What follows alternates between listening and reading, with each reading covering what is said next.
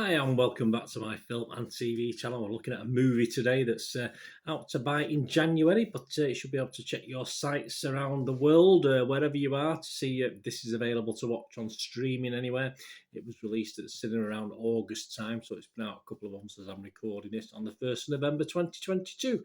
Yes, Emily the Criminal we're going to have a look at today. Please, if you are new to the channel, do enjoy what I do. I try and inform and entertain. Please push that subscribe button, push the bell notifications. I do everything film and TV, obviously information, vlogs, reviews, lots of different things. So it'd be great to have you on board, and please spread the word. Of course, if you can, leave us your comments on this film or anything to do with film and TV. And if you can just spare that, just push that button now, just smash that button for me now, just a likes and thumbs ups. It's just much appreciated. Just makes it all worthwhile just to see those likes going up. So if you can do that for me, that'd be great. Right, Emily the Criminal, an hour and 37 minutes, a crime drama mystery thriller. It's an R rating in the US and an 18 rating here in the UK. Written and directed by John Patton Ford, his feature film debut. Very good.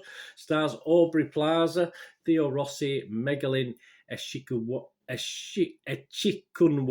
and Gina Gershon. My apologies for the pronunciations.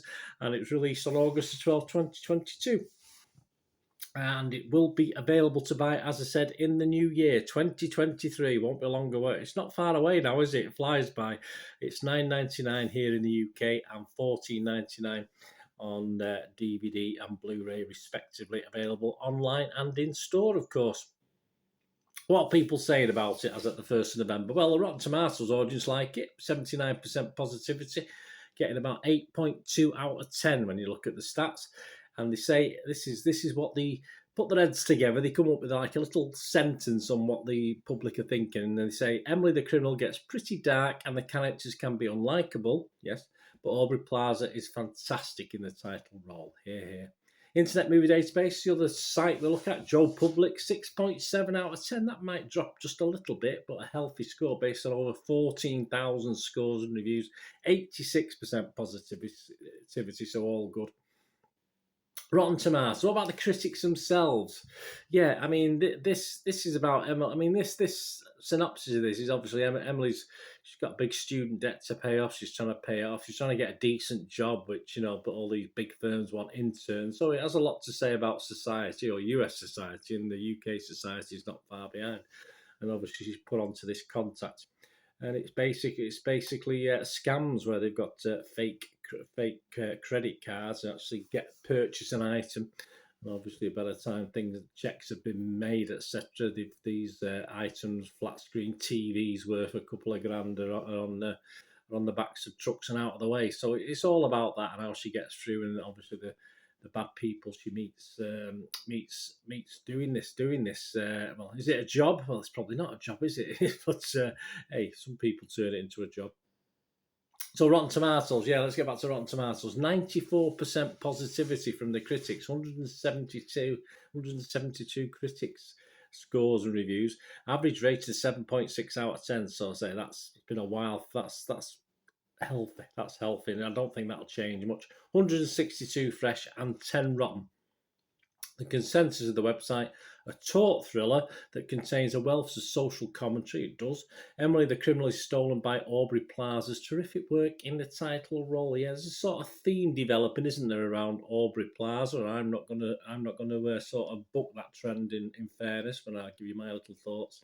Metacritic, they give it 75 out of 100. That's the other critics site, based on 37 critics, and 31 are positive and 6 mixed with no negative. So all good. And it scored anywhere between 50 and 91 out of 100.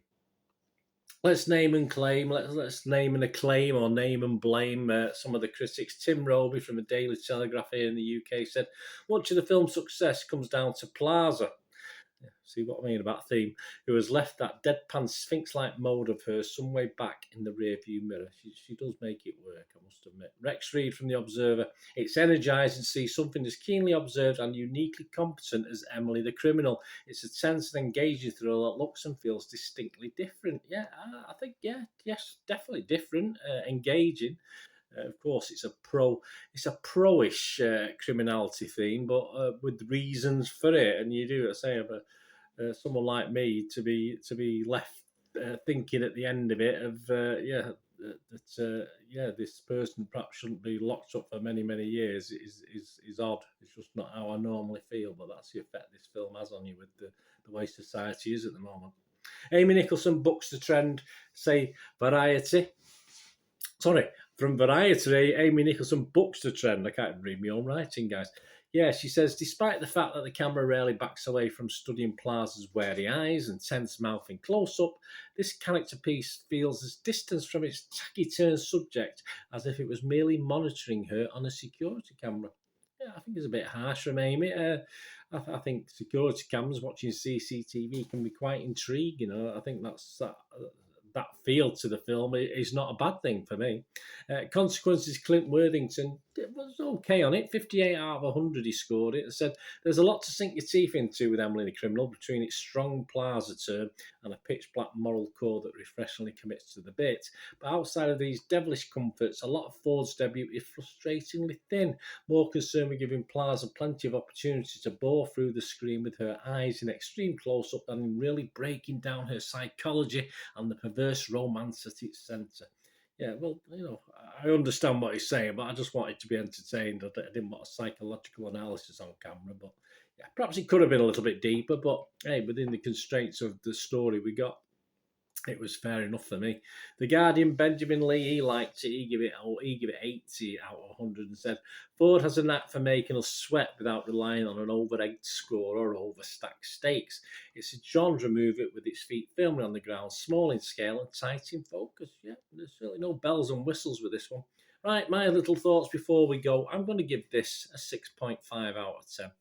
And mainly, yeah, we'll get back to it. The elephant in the room, Aubrey Plaza, just made this film for me. She's obviously known better for her comedy works, isn't it? But she does an excellent job in this. Sort of down to earth job as well. You sort of felt things were real. Sometimes when you get these people who not on revenge missions but stick up for themselves, they all get a bit out of hand. But it was believable, which helps. There's a lot of naivety in the plot. I mean, all right, I don't expect obviously I'm here in the UK. I don't know too much about US, but obviously we see these films, we see guns used regularly. And obviously there's a lack of guns in this, which I thought was a little bit naive, perhaps, when you're talking, certainly some of the people that we come across in this film. But hey, perhaps the guns would have ruined the vibe of it. I'm not too sure. It sort of had a more of a feel of being done in the UK, where guns aren't as prevalent as they are in America. But say that it's not a big critique, but I just felt felt a little bit odd. But as I said, I might be totally wrong in my perception of the USA. The story's not unique, but in itself. But obviously, the way it's told, it's rare enough to keep you interested if you're looking at the side from the scammer's point of view, if you like. Not overly long, which is fair enough. But the other problem with not being overly long is it does have a mini series feel to it. This you sort of want to invest in Emily, and you want to see more of what she's up to. So yeah, I certainly wouldn't be worried about Emily coming back. And the only other real critique I've got is some of the other characters sort of lack the presence of Plaza. But obviously, yeah, Rossi's okay. Rossi's fine, but Rossi and Plaza didn't quite work for me, the relationship between the two. And yeah, just before we go, I do look forward to more from debut director John Patton Ford. Yeah, I thought he did a very good job with this, and it was a good watch. Not perfect by any means, but certainly a good watch. Let me know what you think, guys. Anyway, thanks for watching. Please, until we meet again, I ask one thing, don't I? Please stay safe, everyone. Bye for now.